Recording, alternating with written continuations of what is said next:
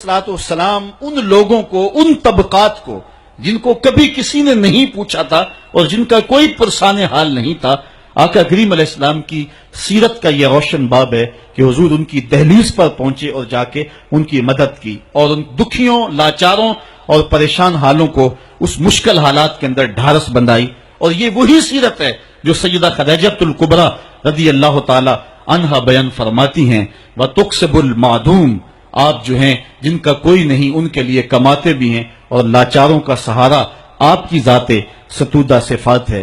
दुखियों की नजाकत कल्बिया का इतना ख्याल, इतना लिहाज, ये एक पैगंबर की जिंदगी होती। कुरान ने हमें बड़ी वाज़े इस बात की तरफ बुलाया है, ये बात जहन में रखें, इस गलत फहमी से हम निकलें। मसला गरीब की मदद का नहीं है, मसला गरीब की इज्जत नफ्स का है, यतीम की दिलजोई का मसला है। अल्लाह ताला इरशाद फरमाता है, ये वो बदनसीब लोग हैं कि जो यतीमों को धक्के देते हैं। और दूसरे मुकाम पे इरशाद फरमाया कि कल्ला बल ला तुकरिमून अल यतीम, ये यतीम की तकरीम नहीं करते।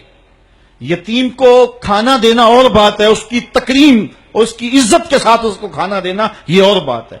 यार, बचा हुआ खाना तो कुत्ते को भी डाला जा सकता है, बची हुई देख बाहर फेंकने की बजाय किसी के मुंह में पड़ जाए, ये बात नहीं है।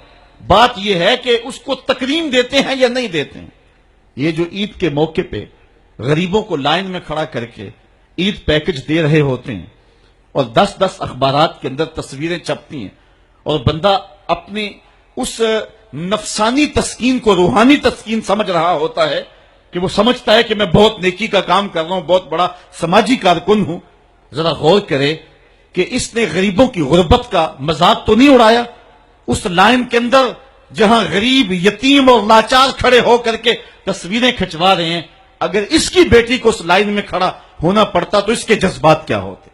इसकी बेवा बीवी हो जाए और उसको उस लाइन में खड़ा होना पड़े तो इसके जज्बात का आलम क्या है। तो गरीब की मदद का मसला नहीं, उसकी ताजीम का मसला है। और हुजूर का एक फरमान सुनिए, फरमाया इस धरती पे बेहतरीन घर वो है जिसमें यतीम की इज्जत की जाती हो, यतीम की सिर्फ कफालत नहीं बल्कि उसकी तकरीम। तो ये वो इस्लाम का मिजाज है जिस रोशन मिजाज ने जो है वो हुजूर अलैहिस्सलातु वस्सलाम की नजाकत कल्बिया को हमारे सामने रखा। और यतीम के लिए ये एहसासात एक पैगंबर की जिंदगी का ही हिस्सा हो सकते हैं।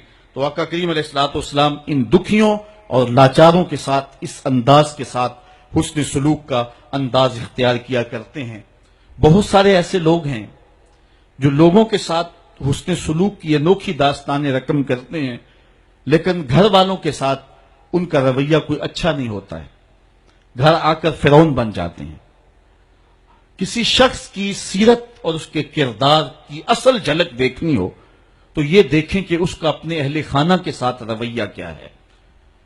खुद हुजूर अलैहिस्सलाम ने इरशाद फरमाया, खैरुकुम खैरुकुम लिअहलिही व अना खैरुकुम लिअहली, तुम में से बेहतर वो है जो अपने अहले खाना के साथ बेहतर है और मैं तुम में सबसे ज्यादा अपने अहले खाना के साथ बेहतर हूं। ये हुजूर अलैहिस्सलातु वस्सलाम के रवैयों की दास्तान है। उम्मुल मोमिनीन सैयदा आयशा रदी अल्लाह ताला अन्हा से पूछिए, फरमाती हैं, एक दिन मैं पानी पी रही थी कि हुजूर घर में तशरीफ ले आए। मुझे दूर से देख करके कहा, आयशा जरा थोड़ा सा पानी मेरे लिए भी छोड़ना। तो कहती है, मैंने पानी छोड़ दिया।